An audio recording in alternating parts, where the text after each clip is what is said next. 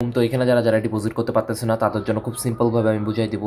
তো প্রতি dollar rate 125 টাকা করে, ঠিক আছে? তো $1 125 টাকা করে। আপনারা যদি চান যে 100 টাকা ডিপোজিট করবেন তাহলে এখানে লিখবেন হচ্ছে 0.80 সেন্ট এরকম লিখলে তারপর এখানে দেখবেন নিচে টাকা শো হবে। যে পে নাও ক্লিক করবেন, পে নাও ক্লিক করবে যে 100 টাকা আসে গেল, ঠিক আছে? 80 দিলে 100 শো করবে, ঠিক আছে?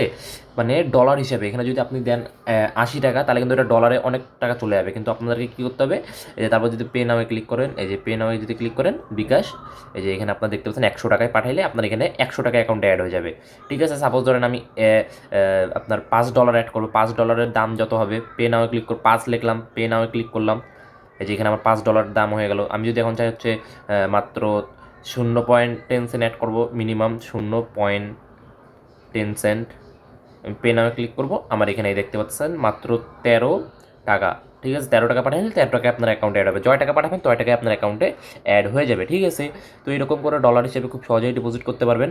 ডলার হিসাবে এখানে করতে হবে, আপনি যদি বাংলা টাকা অ্যামাউন্ট দেন, সাপোজ ধরেন আমি 100 টাকা ডিপোজিট করবো, যদি আমি এখানে 100ই লিখি তাহলে কিন্তু এখানে টাকার পরিমাণটা খুব বেশি হয়ে যাবে। তো এই কারণে আপনাকে কী করতে হবে, 100 টাকার জন্য ডলার হিসেবে যেটা হবে, ডলার হিসেবে আপনার 0.80 সেন্ট হচ্ছে 0.80 সেন্ট, তো ওইটাকে আমাদেরকে দিতে হবে, ঠিক আছে? তাহলে এখানে নিচে আমাদের 100 টাকা শো করবে।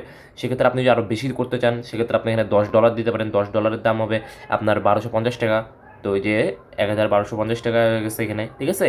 তো এইভাবে আপনারা খুব সহজে আমাদের ওয়েবসাইটে ডিপোজিট করতে পারবেন।